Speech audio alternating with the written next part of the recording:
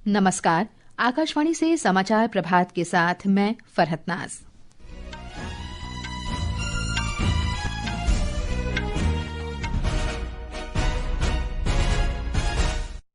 प्रधानमंत्री नरेंद्र मोदी आज नई दिल्ली में मुख्य सचिवों के 5वें राष्ट्रीय सम्मेलन की अध्यक्षता करेंगे। गृहमंत्री अमित शाह ने देश भर में आतंकवाद निरोधक दस्ते का साझा ढांचा बनाने का आह्वान किया। पुलिस महानिदेशकों को इसे शीघ्र लागू करने का निर्देश दिया। भारत ने बांग्लादेश में अल्पसंख्यकों के खिलाफ जारी हिंसा पर गहरी चिंता व्यक्त की।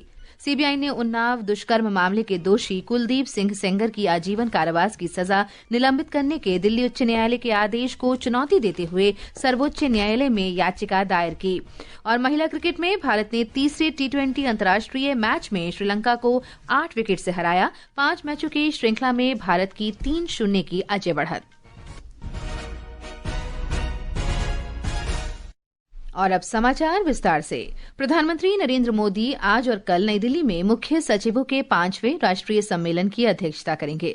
हमारी संवाददाता ने बताया है कि कल से शुरू हुए 3 दिन के इस सम्मेलन का उद्देश्य राष्ट्रीय विकास प्राथमिकताओं पर सतत बातचीत के माध्यम से केंद्र और राज्यों के बीच साझेदारी को बढ़ावा देना है।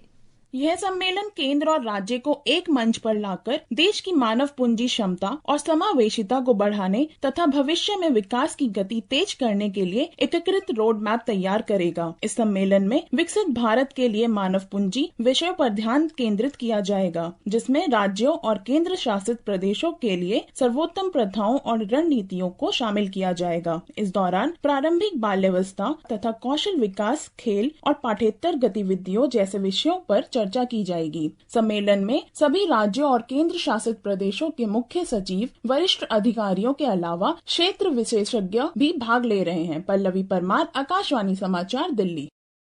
राष्ट्रपति द्रौपदी मुर्मू आज से गोवा, कर्नाटक और झारखंड के 4 दिन के दौरे पर रहेंगी।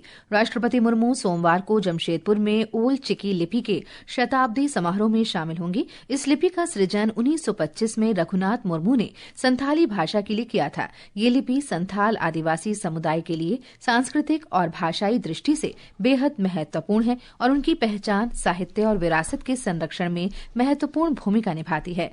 राष्ट्रपति मंगलवार को झारखंड के में अंतर्राज्यीय जन सांस्कृतिक समागम समारोह कार्तिक यात्रा को संबोधित करेंगे। गृहमंत्री अमित शाह ने देश भर में आतंकवाद निरोधक दस्ते ATS का एक साझा ढांचा बनाने का आह्वान किया है। गृहमंत्री ने राज्यों के पुलिस महानिदेशकों को इसे जल्द से जल्द लागू करने का निर्देश दिया है। एक रिपोर्ट।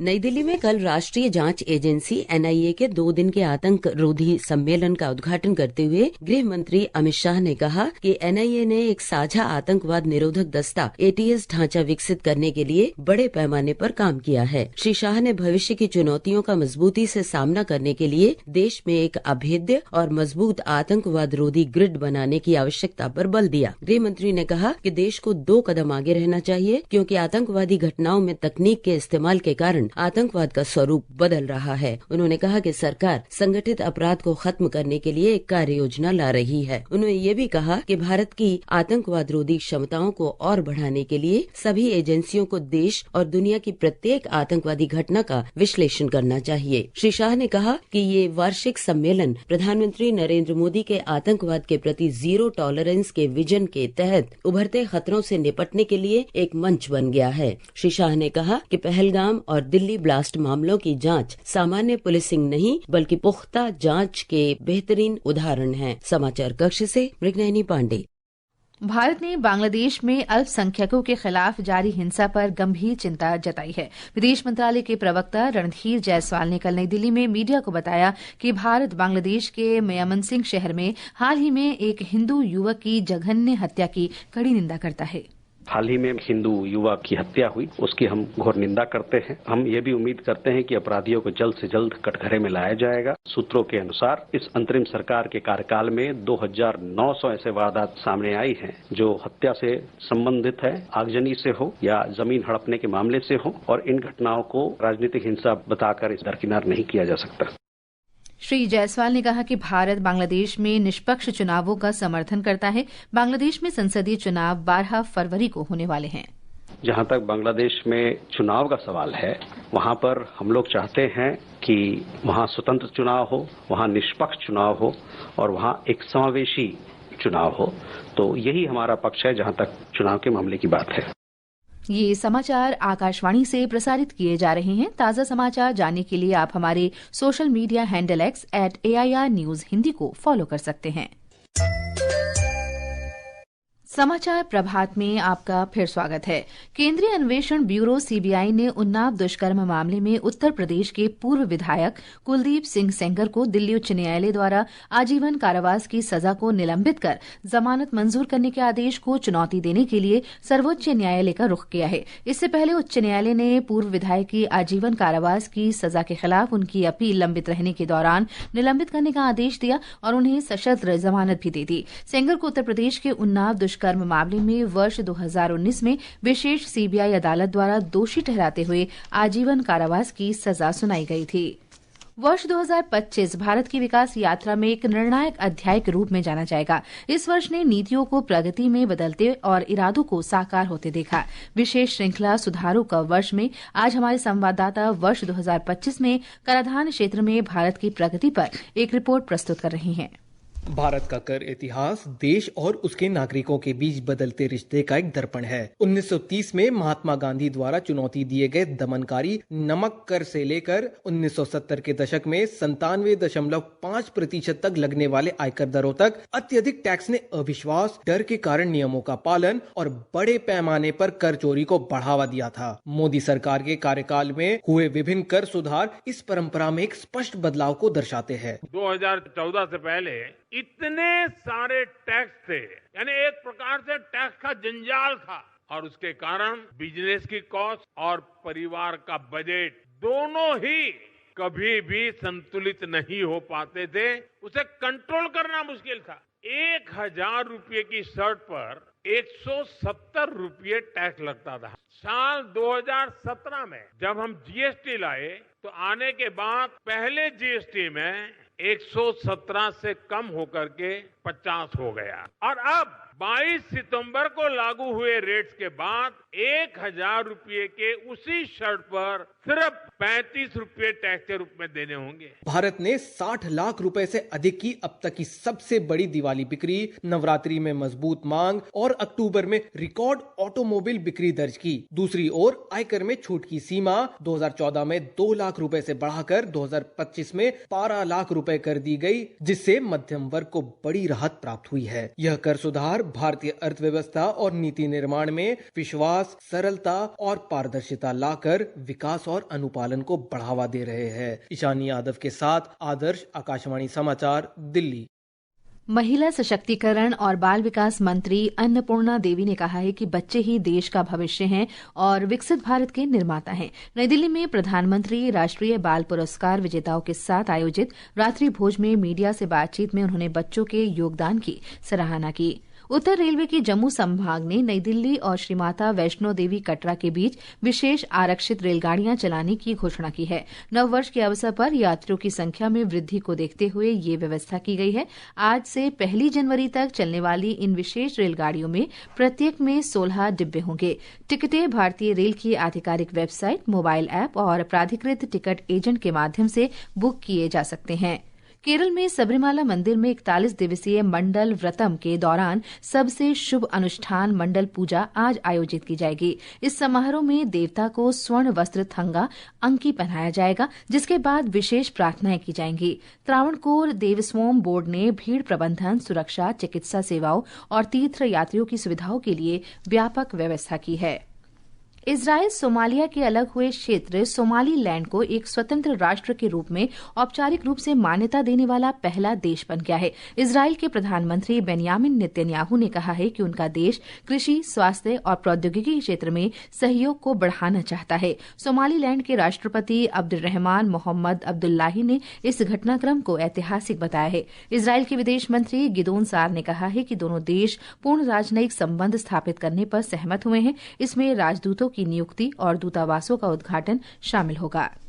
सीरिया के होम्स प्रांत में अलावी मस्जिद में हुए विस्फोट में 8 लोगों की मृत्यु हो गई और 18 से अधिक घायल हो गए। सरकारी समाचार एजेंसी सना के अनुसार यह हमला होम्स के वादी अल दहाब इलाके में स्थित इमाम अली बिन अबी तालिब मस्जिद में शुक्रवार की नमाज के दौरान किया गया। संयुक्त राष्ट्र महासचिव एंटोनियो गुतेरस ने सीरिया हमले की कड़ी निंदा करते हुए कहा कि नागरिकों और पूजा स्थलों पर हमले अस्वीकार्य हैं। यूक्रेन के राष्ट्रपति व्लादिमीर जेलेंस्की ने कहा है कि रूस के खिलाफ चल रहे युद्ध को समाप्त करने के लिए जारी वार्ता के लिए वे अमेरिका के राष्ट्रपति डोनाल्ड ट्रंप से मुलाकात करेंगे। कीव में पत्रकारों से बात करते हुए राष्ट्रपति जेलेंस्की ने उम्मीद जताई कि ये बैठक रविवार को होगी। बातचीत में अमेरिका की मध्यस्थता से तैयार की गई 20 सूत्री शांति योजना के साथ साथ यूक्रेन के लिए सुरक्षा गारंटी पर ध्यान केंद्रित किया जाएगा। उन्होंने कहा कि 20 सूत्री योजना 90% पूरी हो चुकी है। उन्होंने ये भी कहा कि आर्थिक समझौते पर भी चर्चा होगी और यूक्रेनी पक्ष क्षेत्रीय मुद्दों को भी उठाएगा। ये समाचार हमारी वेबसाइट www.newsonair.gov.in और हमारे news on AIR mobile app पर भी उपलब्ध हैं। खेलों में भारत ने तीसरे महिला क्रिकेट T20 मैच में श्रीलंका को 8 विकेट से हरा दिया। इस जीत के साथ भारत ने 5 मैचों की श्रृंखला में 3-0 से बढ़त बना ली है। कल रात तिरुवनंतपुरम में श्रीलंका ने 20 ओवर में 7 विकेट के नुकसान पर 112 रन बनाए। भारत ने सिर्फ 13 ओवर और 2 गेंद में 115 रन बनाकर मैच जीत लिया। और अब आज के समाचार पत्रों की सुर्खियों के साथ हैं देवेंद्र त्रिपाठी। धन्यवाद फरहत। भारत द्वारा बांग्लादेश में अल्पसंख्यकों के खिलाफ लगातार हो रही हिंसा पर चिंता व्यक्त करने का समाचार आज सभी समाचार पत्रों की पहली सुर्खी बनी है। जनसत्ता लिखता है, 2 हिंदू युवकों की हत्या पर भारत ने जताई चिंता। विदेश मंत्रालय ने कहा, यूनुस सरकार में अल्पसंख्यकों के खिलाफ हिंसा बढ़ी। अमर उजाला के शब्द हैं, बांग्लादेश में हिंदुओं पर हमले गंभीर, सियासी हिंसा कहकर नहीं कर सकते खारिज। दैनिक भास्कर ने राष्ट्रपति द्रौपदी मुर्मू द्वारा प्रधानमंत्री राष्ट्रीय बाल पुरस्कार दिए जाने की खबर सचित्र प्रकाशित की है। पत्र लिखता है, ऑपरेशन सिंदूर में सैनिकों तक चाय दूध पहुंचाने वाले स्वर्ण सिंह और सबसे तेज शतक वीर वैभव सूर्यवंशी को अवार्ड।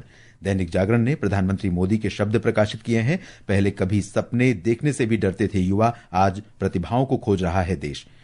कोविड के बाद वायु प्रदूषण है सेहत पर सबसे बड़ा संकट, नवभारत टाइम्स की सुर्खी है।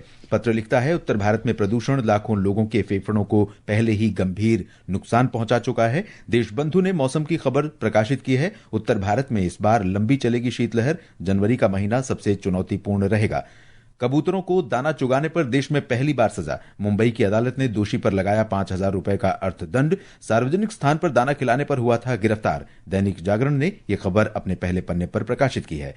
किताबों का नहीं उम्मीदों का बोझ, हर कक्षा का दूसरा बच्चा तनाव में, शिक्षकों से चिंता और थकान को लेकर पूछते हैं प्रश्न, राजस्थान पत्रिका की खबर है।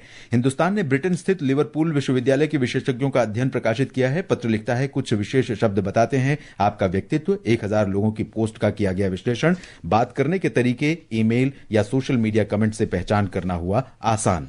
धन्यवाद देवेंद्र। और अंत में मुख्य समाचार एक बार फिर। प्रधानमंत्री नरेंद्र मोदी आज नई दिल्ली में मुख्य सचिवों के 5वें राष्ट्रीय सम्मेलन की अध्यक्षता करेंगे। गृहमंत्री अमित शाह ने देश भर में आतंकवाद निरोधक दस्ते का साझा ढांचा बनाने का आह्वान किया। पुलिस महानिदेशकों को इसे शीघ्र लागू करने का निर्देश दिया। भारत ने बांग्लादेश में अल्पसंख्यकों के खिलाफ जारी हिंसा पर गहरी चिंता व्यक्त की। सीबीआई ने उन्नाव दुष्कर्म मामले के दोषी कुलदीप सिंह सेंगर की आजीवन कारावास की सजा निलंबित करने के दिल्ली उच्च न्यायालय के आदेश को चुनौती देते हुए सर्वोच्च न्यायालय में याचिका दायर की। और महिला क्रिकेट में भारत ने तीसरे T20 अंतर्राष्ट्रीय मैच में श्रीलंका को 8 विकेट से हराया। इसके साथ ही समाचार प्रभात का ये अंक समाप्त हुआ। नमस्कार।